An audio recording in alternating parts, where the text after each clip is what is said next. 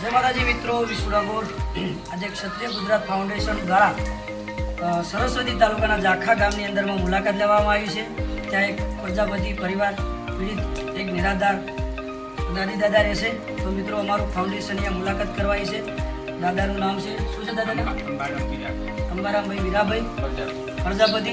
આ દાદાની તમને પણ વિનંતી તમામ મિત્રોને કે આ પરિવારની મદદ કરજો. દાદીમાં પોતે બીમાર રહે છે તો તમામ મિત્રોને સહાય કરવા વિનંતી છે. ઓટા મારતા રહેશું અને તમને મળતા રહેશું.